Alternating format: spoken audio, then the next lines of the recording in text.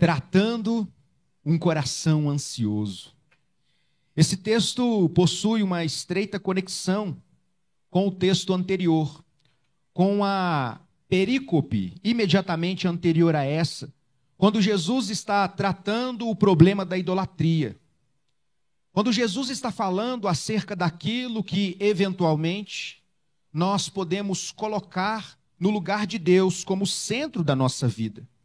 E o que nós vemos aqui é exatamente a consequência de um coração dividido. Um coração dividido é quando a fé no Deus verdadeiro diminui e a ansiedade aumenta. E é exatamente por isso que nós precisamos parar e pensar um pouco a respeito da ansiedade e dos seus efeitos da nossa vida. Como nós, que somos cristãos, precisamos ver a ansiedade, como lidar com a ansiedade. Ou melhor, você, olhando para as suas atitudes, para o seu temperamento, para as suas emoções, você se acha alguém ansioso? Você é daquele tipo de gente, cadê o Mateus? Que fica roendo as unhas. Você é daquele tipo de pessoas que vive antecipando os problemas. Você é daquele tipo de gente que vai sofrendo, pensando na possibilidade dos problemas aparecerem. Os problemas ainda são uma hipótese. E muitas vezes, ansiosos que somos, imaginamos ou ficamos sofrendo, esperando o problema bater à nossa porta, quando muitas vezes ele sequer existe. Existe uma estatística, e eu não posso validá-la, mas eu pesquisei esses dados, de que 70% das nossas inquietações que se transformam em ansiedade são de fato questões reais. Portanto, dos 100% das experiências emocionais que nós vivemos, das ansiedades que nós experimentamos, 30% são de causas reais. Você se pega pensando a respeito do futuro, e agora, dólar a R$6, como vai ficar a economia? E se as coisas complicarem, eu ficarei desempregado, ou terei que mandar as pessoas embora? E agora, como vai ser? Eu estou me formando. Hoje nós louvamos a Deus pela vida dos formandos, e todas as vezes que nós colamos algum grau, existe aquela expectativa pelo novo.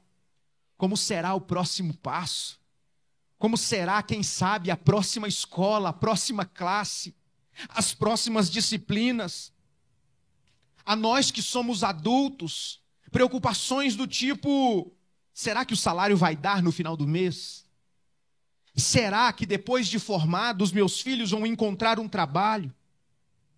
Meus irmãos, questões como essa estão muito mais presentes na nossa vida do que nós podemos imaginar. Há quem diga que a ansiedade é o problema do nosso século, porque este problema alcança homens, mulheres, jovens, idosos, doutores, analfabetos, religiosos e também ateus. As pessoas sofrem por causa da ansiedade.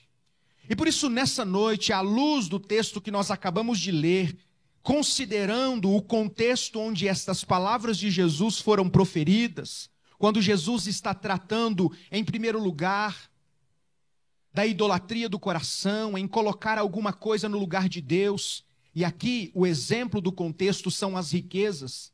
Jesus está chamando a atenção das pessoas que nós não podemos colocar o nosso coração nas riquezas, depender das riquezas, dos bens materiais, assim como não podemos, devemos, não é prudente viver sofrendo pelo suprimento das nossas necessidades básicas.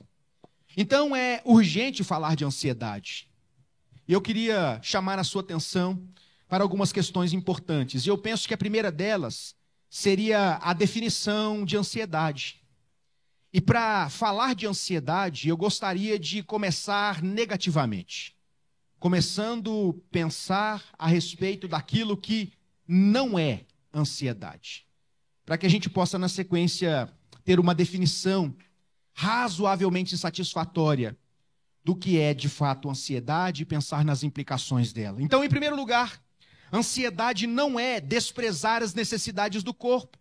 Você não é uma pessoa ansiosa se você se preocupa com aquilo que é necessário para viver. Quando nós olhamos para o próprio Sermão do Monte, nós veremos Jesus na oração sacerdotal, na oração dominical, naquele modelo de oração, dizendo as seguintes palavras: dai-nos o pão de cada dia. O pão de cada dia nos dai hoje. Portanto, quando nós estamos comprometidos com as necessidades básicas do nosso dia, nós não estamos necessariamente ansiosos. Em segundo lugar, ansiedade não é a proibição de previdência. Não está implícito ou explícito nesse texto Jesus falando que é proibido você planejar, você parar um pouco e pensar acerca daquilo que você deseja fazer no futuro. Muito pelo contrário. A Bíblia aprova a atitude previdente, o trabalho previdente.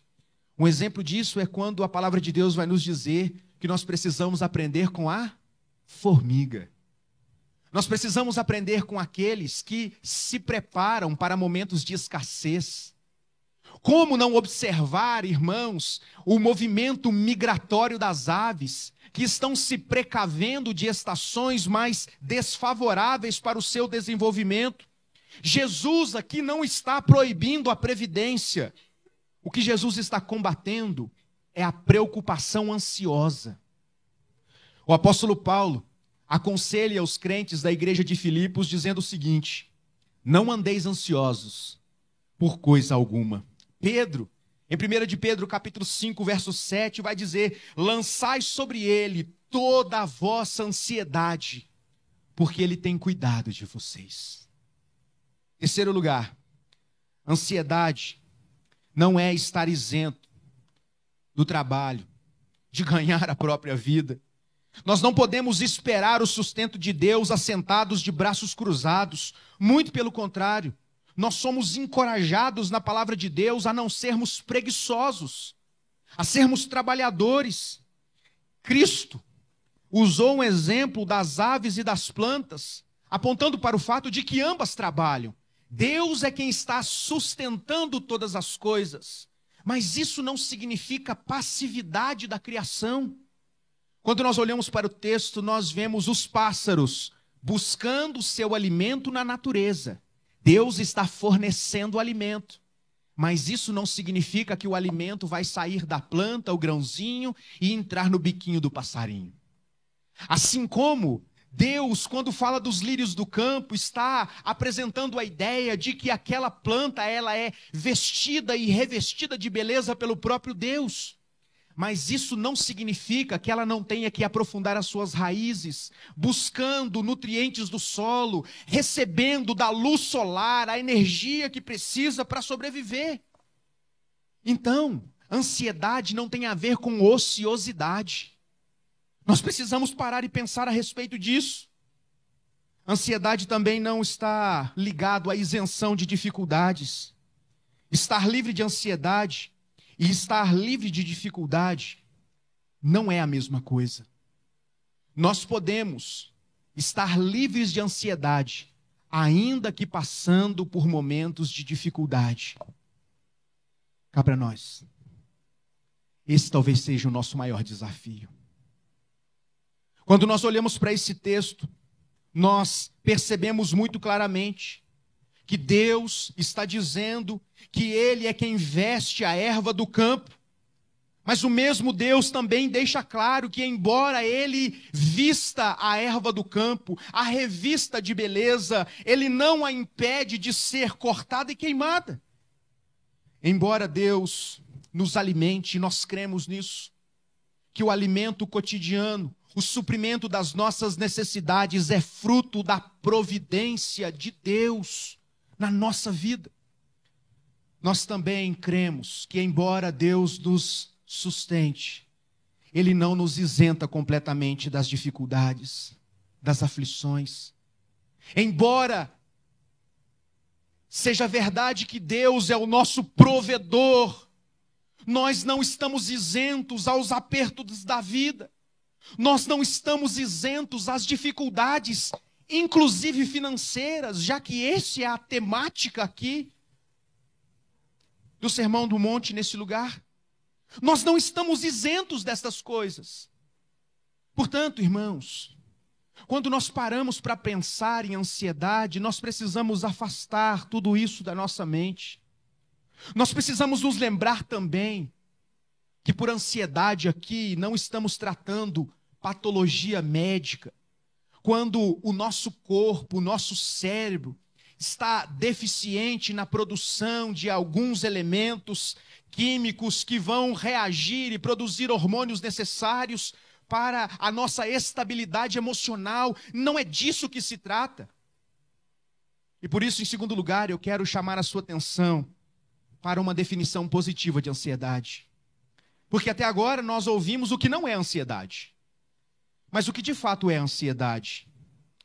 A palavra ansiedade aqui aparece em primeiro lugar no verso 25.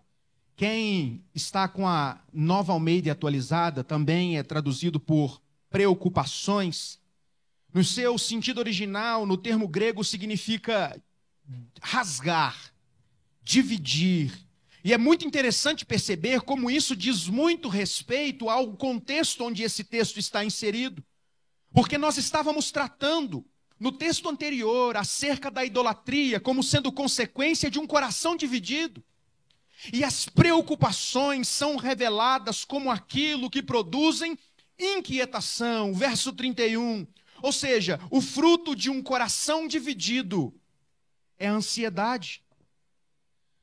Quando nós olhamos para o restante do texto e no verso 31, nós percebemos um outro termo sendo usado e esse significa constante suspense. Essas duas palavras elas eram usadas para descrever um navio que estava sendo duramente abatido pelas ondas do mar. E é interessante perceber que a ansiedade se revela a nós justamente como aquilo que parece nos machucar, tirar a nossa estabilidade. O termo ansiedade vem de um antigo termo anglo-saxônico que significa literalmente estrangular. É como algo que te puxa em direção oposta. Gera uma esquizofrenia existencial. Warren Wiersbe diz assim: a ansiedade não esvazia o amanhã do seu sofrimento. Ela esvazia o hoje do seu poder. Ansiedade é ser crucificado entre dois ladrões. O ladrão do remorso em relação ao passado e o ladrão da preocupação em relação ao futuro. A ansiedade não tira de nós apenas o nosso humor. Ela nos estrangula. Ela tira de nós a única fase do tempo que de fato nós temos, que é o presente. A ansiedade tem o poder de criar problemas que não existem. Esses dias, analisando uma questão específica, alguém me perguntou: pastor, diante dessa situação, o que pode acontecer? Eu falei: pode acontecer de tudo, inclusive nada. E a pessoa então estava agitada, agitadíssima, porque de fato a situação era complexa e poderia desencadear muitas consequências. E uma destas consequências era não ter consequência, como de fato aconteceu. E a ansiedade tem esse poder de trazer vulto, de avolumar as situações. Muitas vezes nós sofremos não por um problema real, mas por algo fictício, gerado pela nossa própria mente. Certa vez os discípulos estavam sofrendo no barco, e o vento batia, as ondas eram grandes demais, e eles estavam desesperados, porque parecia que iam morrer.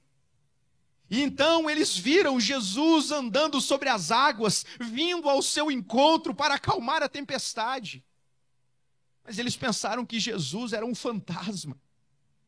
Veja como a nossa insegurança e a ansiedade do nosso coração pode transformar bênçãos em maldições, soluções em problemas. A ansiedade tem o poder de aumentar os problemas e diminuir a nossa capacidade para resolvê-los. Irmãos, quando nós paramos para pensar naquele evento, onde Davi, um jovem pastor de ovelhas, vai levar uns pão de queijo com queijinho para os irmãos na guerra, essa parte é por minha conta.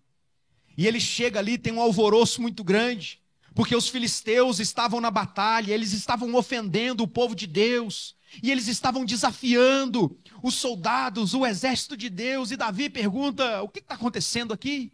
Fala baixo. Tem um gigantão ali, ó. Um homem grande, forte, uma armadura gigante.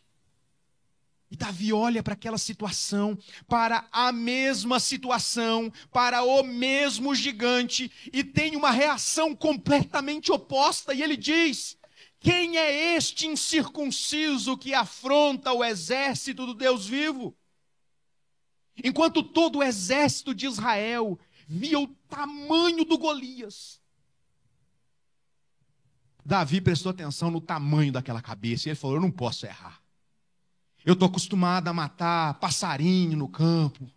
Um cabeção desse é impossível que eu vou errar. Mas quando nós estamos ansiosos, irmãos, nós só conseguimos enxergar aquilo que pode trazer dano ao nosso coração. As dificuldades ficam gigantes na nossa frente. E muitas vezes, frente a estas dificuldades, nós nos vemos como gafanhotos. Nós valorizamos as nossas incapacidades. Nós nos vemos como pessoas incapazes de solucionar problemas que muitas vezes sequer existem. Esse é o mal que assola a nossa geração. A ansiedade, irmãos, tem o poder de desviar os nossos olhos de Deus e nos fazer prestar mais atenção nas circunstâncias. Foi assim com Pedro, quando saiu do barco e ele pediu com fé no coração, Senhor, dê ordem para que eu vá ao seu encontro. E Jesus disse, vem cá, Pedrão, pode vir. É Deus quem está dizendo, venha. É Deus quem está garantindo a segurança no caminho. E Pedro, então, crê nessa palavra. E ele vai. As ondas eram grandes, o vento era forte. E Pedro parece ter prestado mais atenção nas impossibilidades físicas de andar sobre as águas do que no poder de Deus para fazê-lo andar sobre elas. E quando Pedro começa a olhar muito mais para as dificuldades da vida, para as impossibilidades, o texto nos diz que ele começa a afundar. E quando isso acontece, só nos resta clamar por socorro. Meus irmãos, a ansiedade corrói a nossa fé por dentro e nos faz perder de vista que é Deus quem nos sustenta. Que Ele não apenas criou a mim e a você, mas Ele é quem se comprometeu em nos sustentar todos os dias. A ansiedade nos mata pouco a pouco. A miserável rouba as nossas forças, mata os nossos sonhos, mina a nossa saúde, enfraquece a nossa fé, tira a nossa confiança em Deus e nos empurra para uma experiência que é menor do que deveria ser. Porque, meus irmãos, é um contrassenso dizermos que somos cristãos e, ao mesmo tempo, vivermos ansiosos assim. Com medo de tudo, paralisados pelas circunstâncias. E eu não estou dizendo, irmãos, que é tarefa fácil. Eu estou dizendo que é possível. Que é Deus quem garante o nosso sustento. Jesus está dando uma ordem para aquela multidão que estava ouvindo. Ei, não vivam assim. Não fiquem assim paralisados, ansiosos, não sofram pelo amanhã. Hoje, eu vou cuidar de vocês. Jesus então apresenta alguns argumentos para vencermos a ansiedade. E ele começa de maneira muito pedagógica, do maior para o menor. Jesus propõe a seguinte reflexão: se Deus nos deu vida e corpo, e se o corpo é mais do que o alimento e as vestes, ele não nos daria o alimento para manter o corpo e as vestes para cobrir o corpo? Então perceba, se cremos que é de fato Deus quem nos trouxe à existência, se nós cremos que de fato nós fomos criados à imagem e semelhança de Deus, se cremos que o nosso corpo, ele é mais valioso do que o alimento, haveríamos de duvidar do suprimento de Deus? Deus é tão responsável pelo nosso corpo quanto pelo nosso alimento. Se Deus cuida do maior, ou seja, do nosso corpo, nós deixaríamos de confiar que Ele nos daria o alimento e as vestes? Quando ainda trabalhava no banco, às vezes discutíamos algumas questões ligadas à alçada. E eu me lembro de algumas vezes ter ouvido pareceres da auditoria do banco dizendo o seguinte: na dúvida vale o princípio, quem pode mais, pode menos. E é exatamente esse o argumento de Jesus. Se Deus te deu a vida e o corpo, Ele recusaria te dar o alimento? Depois ele inverte o argumento. E ele parte do menor para o maior, quando o foco recai sobre as aves e as flores do campo. Quando ele diz, as aves e as flores são importantes. Elas recebem o cuidado de Deus.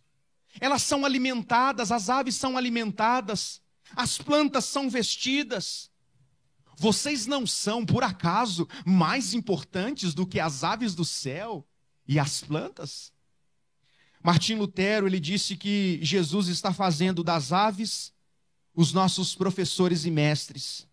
O mais frágil pardal, disse Lutero, se transforma em teólogo e pregador para o mais sábio dos homens.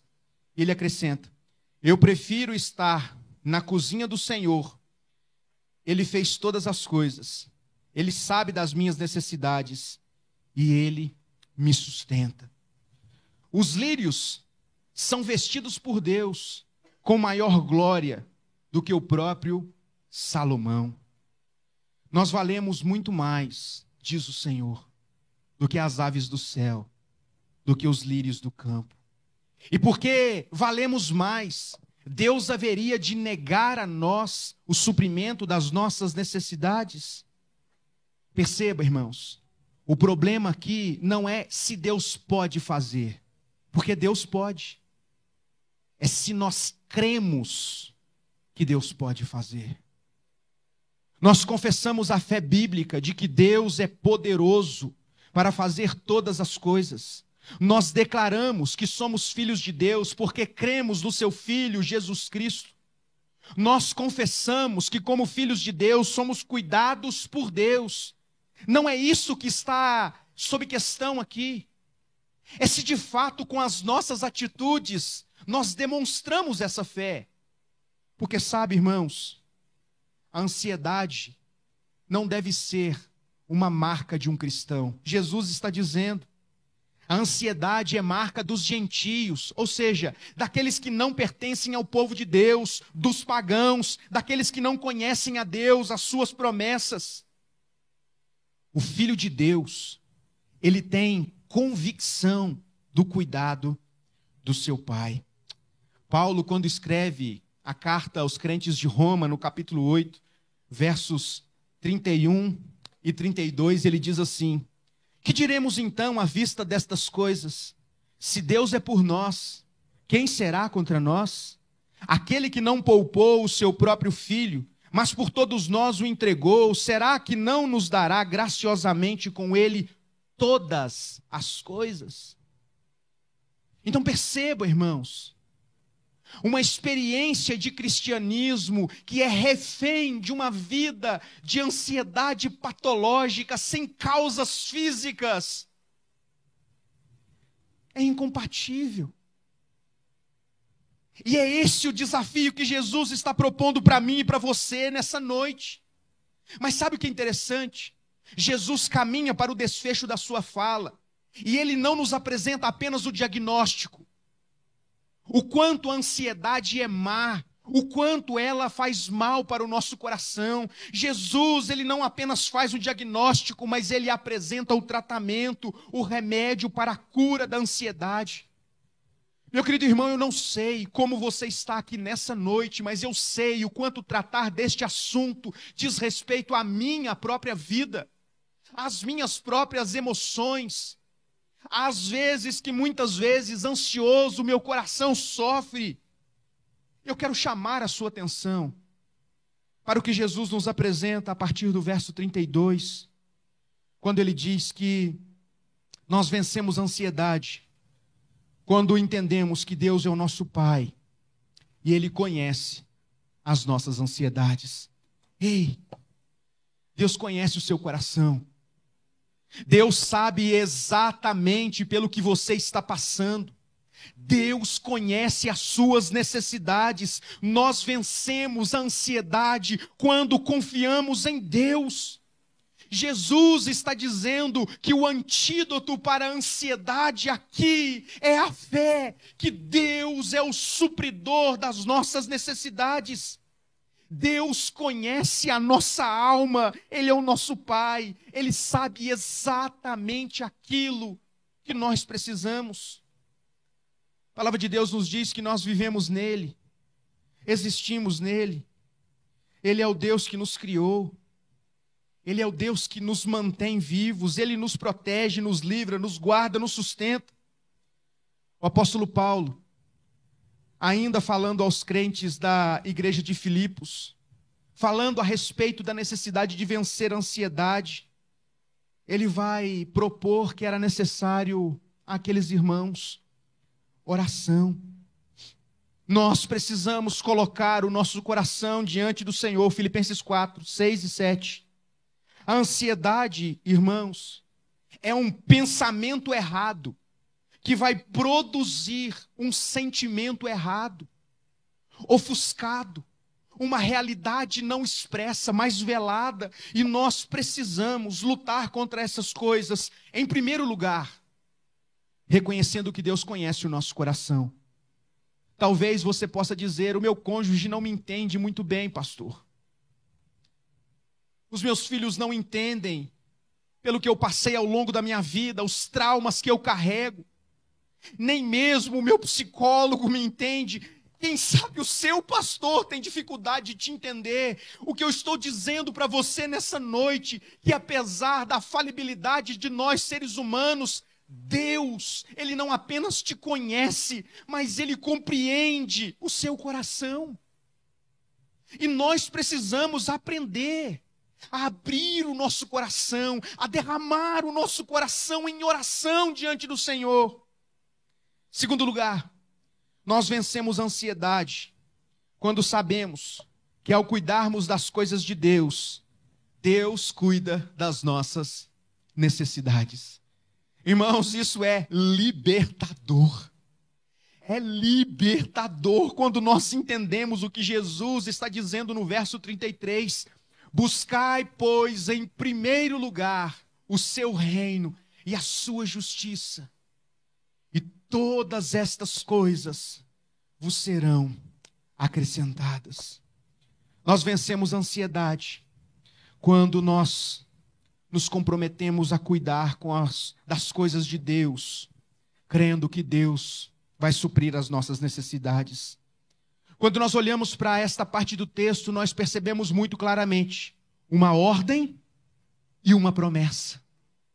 A ordem é buscar o governo de Deus, a justiça de Deus, a vontade de Deus, de todo o coração, em primeiro lugar. Deus e não a nós deve ocupar o topo da nossa vida, o centro da nossa atenção, o melhor do nosso vigor. Deus deve ser o centro da nossa existência. Os interesses de Deus e não os nossos devem ocupar o centro da nossa mente e do nosso coração. Nós somos desafiados por Jesus a buscar o governo de Deus e o domínio de Deus em todas as áreas da nossa vida. É quando nós olhamos para o nosso casamento, para a nossa família, vida profissional, vida estudantil, desafios pelos quais nós passamos ao longo da nossa vida e buscamos o reino de Deus e a justiça de Deus em todas essas áreas, sabendo que Deus vai suprir as nossas necessidades. Mas esse texto não se resume em uma ordem, mas também em uma promessa. A promessa é que, quando nós cuidamos das coisas de Deus, Deus supre as nossas necessidades. Todas estas coisas vos serão acrescentadas. É libertador, irmãos, quando nós aprendemos a confiar em Deus. Assim como o texto que nós lemos por ocasião da liturgia desse culto. Quando nós aprendemos a viver contente em toda e qualquer situação, porque estamos comprometidos com aquele que é Senhor de todas as áreas da nossa vida. Em terceiro lugar, nós vencemos a ansiedade quando cremos no cuidado diário de Deus. Irmãos, nós não administramos o futuro. Antecipar o futuro é começar a sofrer por ele. E isso não é ser prudente. Nós devemos cuidar daquilo que nós efetivamente temos, do hoje, e colocar o nosso futuro nas mãos daquele que tem toda a nossa história em suas mãos. Nós precisamos aprender a viver o hoje. Deus é pedagógico com o seu povo. O povo está saindo do Egito. Eles estavam acostumados a serem alimentados todos os dias, mas eles viviam em regime de escravidão, trabalho duro. Deus vai e promove a libertação do seu povo. E agora eles estão caminhando no deserto. E diante do deserto eles são expostos à escassez de alimento. E naquele tempo, Deus, de maneira extraordinária, milagrosa, provê o alimento diário para o seu povo. Eu comentava isso no discipulado. Gordinho fica fascinado com essa expressão. No meio do deserto, Deus deu maná para o povo. E aquele maná tinha gosto de bolo com sabor de mel. No deserto, um lugar onde não é possível viver, o povo viveu. A roupa não se desgastava. Onde absolutamente nada atingia o povo de Deus. E é interessante, irmãos, que a ordem de Deus foi para que comam o necessário para o dia. Porque no outro dia, Deus iria suprir as necessidades. O coração ansioso do povo fez com que o povo pensasse preocupado demais no amanhã.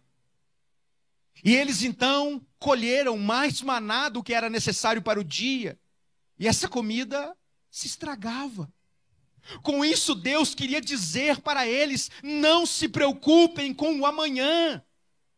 Hoje eu vou cuidar de vocês.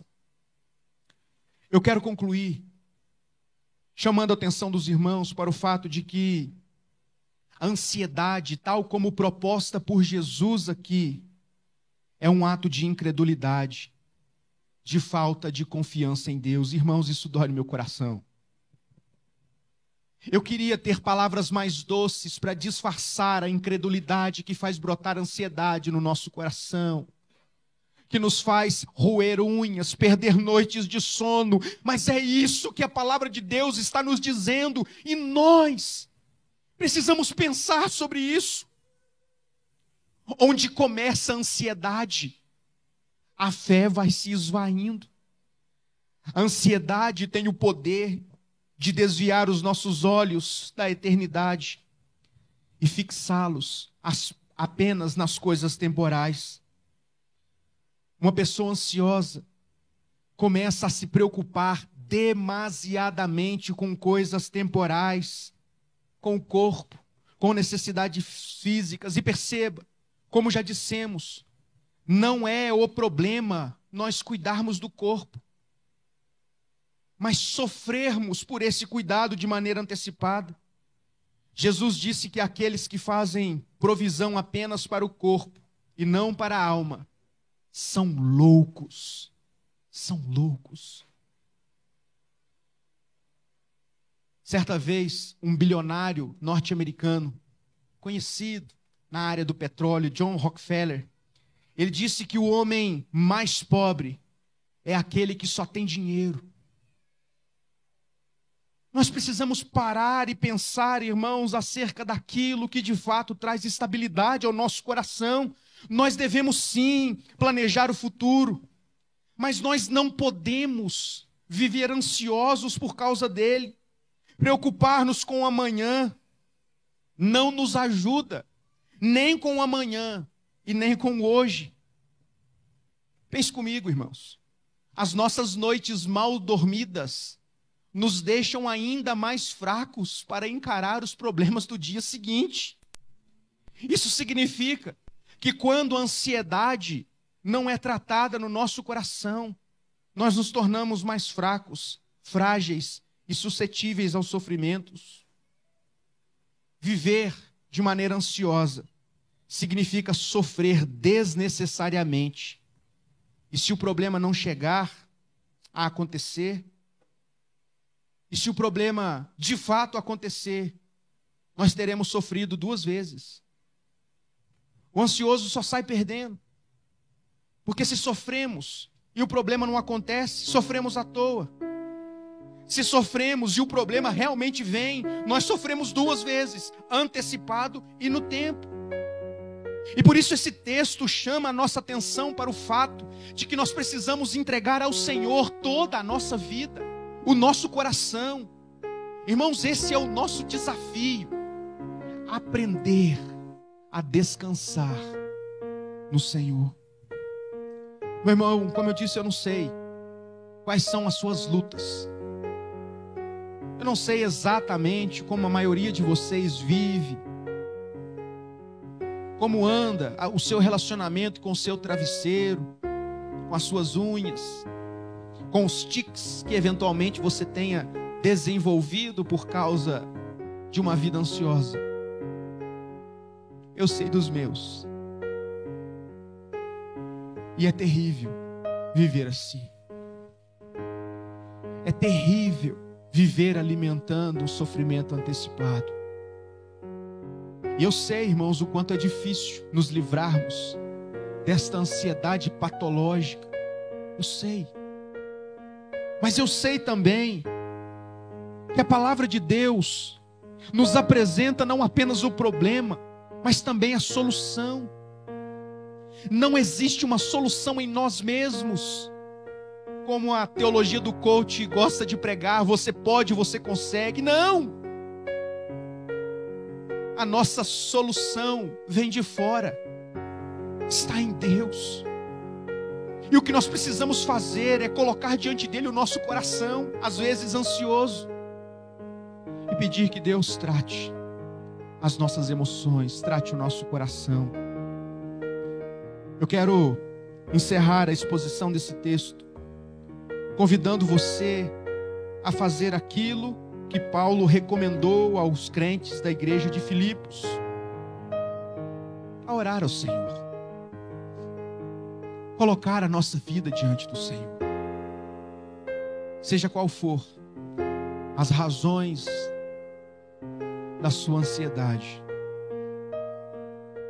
Deus é a solução para ela.